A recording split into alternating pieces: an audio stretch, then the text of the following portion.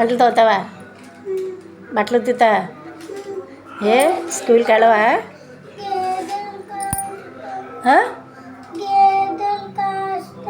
గేదెలు కాస్తావా? స్కూల్కి వెళ్ళరా?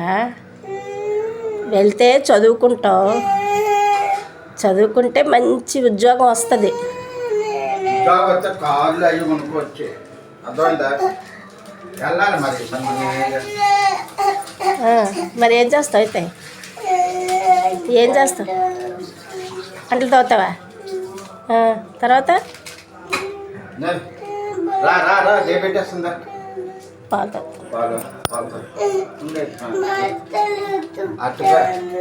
బట్టలు ఉతుకుతావా? ఇంకేంటి? ఇది పంపించడు.